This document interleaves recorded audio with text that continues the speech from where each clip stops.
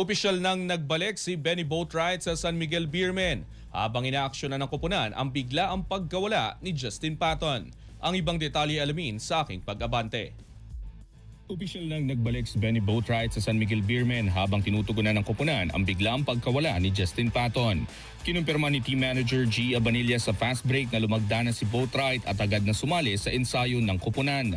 Kilala si Boatwright sa kanyang naging kontribusyon sa pagkuha ng SMB ng PBA Commissioner's Cup 2024 title kung saan naging isa siya sa pinakamabisang import sa liga. Naging available siya matapos ang maagang paglabas ng kanyang koponan na Daegu Kogas Pegasus sa Korea na nagbigay daan sa kanyang agarang pagbalik sa PBA. Sa kasalukuyan may 3-4 record ang San Miguel at umaasa na ang pagbabalik ni Boatwright ay magbibigay ng stability sa kanilang kampanya. Kasabay nito tinututukan din ng organisasyon ang isyu kay Patton.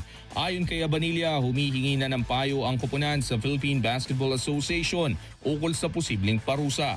Hindi umano dumalo si Patton sa mga ensayo matapos ang pagkatalo sa Rain or Shine Elasto Painters at bagamat nangangako maglalaro, hindi na ito makontak sa araw ng laro kontra sa Magnolia Hotshots. Sinubukan pa siyang sunduin sa kanyang hotel ngunit nabigo ang koponan na makipag-ugnayan. After the Rain or Shine game and all that, he didn't practice anymore.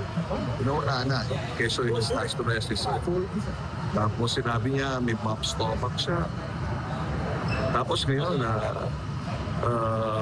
sinasabi namin, you have to come to practice and be a professional. Then, the media is what we do. Kung ano yung ano niya. Pero ang niya, hindi niya kaya.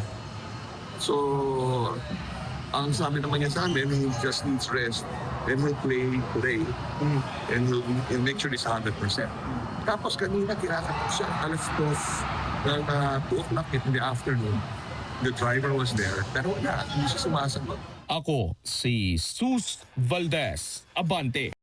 Manatiling nakatutok sa Abante, sundan kami sa aming mga social media accounts at huwag kalimutang mag-subscribe sa aming YouTube channel, DWAR Abante Radio, para sa mga eksklusibong balita.